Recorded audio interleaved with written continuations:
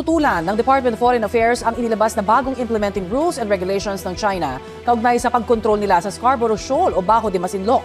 Patuloy naman daw ang pagpapaganda sa ugnayan ng Pilipinas at China sa larangan ng kalakalan sa kabila ng patuloy na tensyon sa West Philippine Sea. Inalmahan at kinontra ng Department of Foreign Affairs ang muling paglalabas ng China ng implementing rules and regulations sa Scarborough Shoal o Wangyan daw kung tawagin ng China. Ayon sa mga lumabas na ulat, layunin ng mga regulasyong ipatutupad ng China na lalo pang palakasin ang kontrol nito sa Scarborough Shoal. Kabilang raw dito ang mga routine patrols para agad maimbestigahan at maaksyonan ang mga ituturing ng China na paglabag sa kanilang batas. May nito kinumpirma ng Armed Forces of the Philippines na hindi bababa sa 48 Navy ships ng China ang namataan sa West Philippine Sea. Kabilang dito ang mga barko ng People's Liberation Army o PLA Navy ng China na namonitor sa Ayungin Shoal at Scarborough Shoal. Nakarating na rin sa Department of Foreign Affairs ang mga ulat tungkol sa sinasabing military drills ng China. Ayon kay Ambassador Flor Cruz, hindi pa nila natatalakay sa Beijing ang tungkol sa mga drill na ito sa West Philippine Sea, partikular sa Bajo de Masinloc. Sa kabila nito, ayon kay Ambassador Flor Cruz, layunin ng New Equilibrium na tinukoy noon ng Pangulo na panindigan ang posisyon ng Pilipinas habang maayos na pinamamahalaan ang mga hindi pagkakaunawaan at ipinagpapatuloy ang kooperasyon sa ibang larangan. Tutulong ang USA sa Pilipinas. Matinding babala ng Amerika sa China sa West Philippine Sea. Habang patuloy ang tensyon sa West Philippine Sea, isang insidente ang muling nagpainit sa sigalot sa pagitan ng Pilipinas at China matapos masaktan ang isang Pilipinong sundalo sa gitna ng operasyon malapit sa Ayungin Shoal. Ayon sa Armed Forces of the Philippines, nasugatan ang isang tauhan ng Philippine Navy matapos umanong hampasin ng isang miyembro ng China Coast Guard habang nagsasagawa ng lehitimong resupply mission para sa mga sundalong nakaestasyon sa BRP Sierra Madre. Mariin itong kinondena ng pamahalaan ng Pilipinas at tinawag na isang seryosong anyo ng harassment laban sa mga Pilipino. US naglabas ng matinding babala sa China. Hindi nagtagal ay naglabas ng pahayag ang Estados Unidos bilang tugon sa insidente. Mariing kinondena ng US Embassy sa Maynila ang umano'y mapanganib at agresibong kilos ng China laban sa mga tauhan ng Pilipinas. Nanawagan din ang Amerika sa Beijing na itigil ang mga aksyon na nagdudulot ng panganib sa kapayapaan at katatagan sa West Philippine Sea. Pinuri rin ng Estados Unidos ang pagiging profesional at mahinahong paghawak ng Armed Forces of the Philippines sa kabila ng nangyaring komprontasyon. Bagamat matindi ang naging pahayag ng Washington, wala pa itong inanunsyong direktang aksyong militar kaugnay ng pinakahuling insidente. Tutulong ba ang US kung muling atakihin ang Pilipinas? Isa sa mga madalas na tanong ng publiko ay kung papasok ba ang Amerika sa anumang labanan sakaling lumala pa ang tensyon sa West Philippine Sea. Batay sa umiiral na Mutual Defense Treaty o MDT ng Pilipinas at Estados Unidos, maaaring magkaroon ng obligasyon ang Amerika na tumulong kung magkakaroon ng armadong pag-atake laban sa armed forces, public vessels, o military aircraft ng Pilipinas sa Pacific, kabilang ang South China Sea. Gayunman, hindi nangangahulugan na bawat insidente ng harassment ay automatikong magre-resulta sa pagpapadala ng mga sundalong Amerikano. Karaniwang sinusuri muna ng magkabilang pamahalaan ang bawat pangyayari bago magpasya kung anong hakbang ang naayon sa kanilang kasunduan at sa umiiral na sitwasyon. Sa ngayon, ang pangunahing suporta ng Estados Unidos ay nananatili sa diplomatikong pagkondena, pagpapakita ng suporta sa Pilipinas at pagpapatuloy ng malapit na ugnayang pangseguridad ng dalawang bansa. Sa kasalukuyan, malinaw ang mensahe ng Estados Unidos. Suportado nito ang Pilipinas at nananawagan itong igalang ang international law at panatilihin ang kapayapaan sa West Philippine Sea. Init pa na tensyon, naghanda na ang Pilipinas gamit ang tulong ng US. Mula sa Amerika, dumating na ang mga bagong armas. Hindi lang ito basta-basta. Isang buong defense system ang binigay ng Amerika sa Pilipinas bilang bahagi ng kanilang lumalalim na ugnayang militar. Ang tinatawag na Navy Marine Expeditionary Ship Interdiction System, Nemesis, ay isang mobile missile launcher system na kayang pabagsakin ang mga barko sa loob ng ilang minuto. Kasama rin dito ang MADIS o Marine Air Defense Integrated System na kayang basagin ang mga drone o eroplano na sumusubok na sumalakay sa ating airspace. Ang deployment ng mga armas na ito ay bahagi ng balikatan exercises, pero malinaw rin itong mensahe sa China.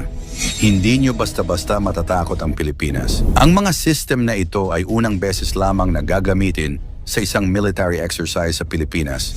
Isang senyales na seryoso ang US sa pagpapalakas ng presensya nila sa Indo-Pacific. Sa mga darating panataon, posibleng umulan ng military aid sa Pilipinas mula sa Estados Unidos. Ayon sa mga ulat, 2 bilyong dolyar ang posibleng maaprubahan na tulong militar mula 2026 hanggang 2029 bilang bahagi ng pagsuporta ng US sa mga kaalyado nito sa harap ng lumalakas na tensyon sa rehiyon. Dagdag pa ito sa naunang ipinangakong 500 milyong dolyar mula mismo sa dating administrasyon ni Presidente Joe Biden. Hindi ito basta donasyon lang, malamang ay gagamitin ng malaking bahagi ng pondo para bumili ng 20 F-16 fighter jets, mga high-performance na jet fighter mula sa Amerika na kayang lumaban sa mga Chinese J-20 at iba pang advanced aircraft. Dagdag pa rito, tapos na ring i-deploy ng South Korea ang mga FA-50 light fighter jets na binili ng Pilipinas. Ibig sabihin, paunti-unti nang nabubuo ang modernisadong Philippine Air Force, handa sa kahit anong sagupaan sa himpapawid. Maraming paghahanda ang ginagawa ng Pilipinas at US.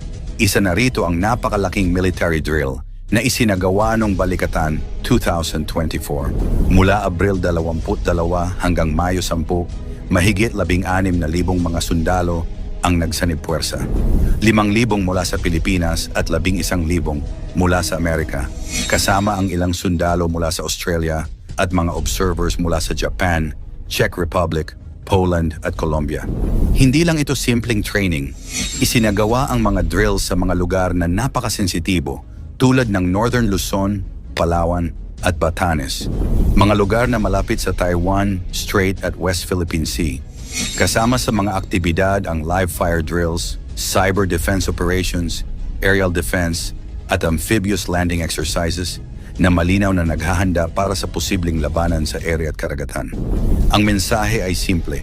Handa ang Pilipinas at mga kaalyado nito kung sakaling lumala pa ang tensyon sa rehiyon. Ibig sabihin, tahimik ngunit agresibo ang kilos ng China na tila gustong ipakita kung gaano kalawak ang kanilang kayang galawan at gaano sila kadeterminado sa pag-aangkin ng mga bahagi ng karagatan. Kasunod ng tensyon sa dagat, dumaan naman ang USS William P. Lawrence, isang US guided missile destroyer sa gitna ng Taiwan Strait noong April 23. Ayon sa Amerika, ito ay bahagi lamang ng kanilang Freedom of Navigation Operations o karapatan ng lahat ng bansa na malayang makadaan sa international waters. Pero hindi natuwa ang China. Agad silang nagpadala ng mga warships at military aircraft para bantayan ang US vessel. Tinawag pa nila ang aksyon na ito bilang public hype at provocation. Ang tensyon sa Taiwan Strait ay isa sa mga pinakanakakabahalang posibleng trigger ng mas malawak na digmaan. At ngayon, lumalapit na ito sa teritoryo ng Pilipinas. Habang abala naman sa military movements ang China, may isa pang malaking sugat na unti-unting lumalala, ang epekto ng trade war sa kanilang ekonomiya. Dahil sa mataas na tariffs na ipinataw ng Amerika, maraming mga Chinese factory ang nalulugi at nagsasara. Halimbawa, isang Volkswagen factory sa Nanjing ang tuluyang isinara matapos ang 16 na taon ng operasyon. May mga protesta ng manggagawa dahil hindi na ibigay ang kanilang sahod, isang malinaw na senyales ng krisis. Pati ang malalaking tech companies tulad ng Temu ay nagsimula ng makaramdam ng epekto. Lalong tinatamaan ang mga small at medium-sized businesses na siyang bumubuo ng backbone ng ekonomiya ng China. Sa dami ng kaganapan, iisa lang ang malinaw. Lumalalim ang papel ng Pilipinas sa pandaigdigang banggaan ng mga makapangyarihang bansa. Ang dami ng armas, sundalo at military aid na pumapasok sa bansa ay indikasyon na ginagawang base militar ang Pilipinas. Hindi lang para sa depensa, kundi para sa posibleng opensiba ng Amerika sa oras na lumala pa ang tensyon. Ang Balikatan drills ay tila rehearsal na para sa isang totoong digmaan.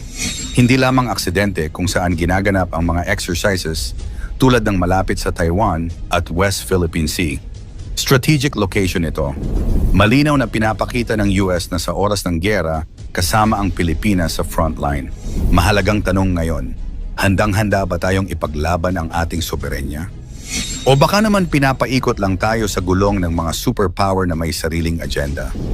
Sa panahon ngayon, hindi sapat ang tahimik na diplomasya. Kailangan ng matibay na liderato, malawak na kaalaman, at higit sa lahat, malakas na paninindigan para sa bayan. Ano ang dapat gawin ng Pilipinas dahil sa posibleng pagkakaipit nito sa sitwasyon? Ikomento mo naman ito sa ibaba. Huwag kalimutang i-like at i-share.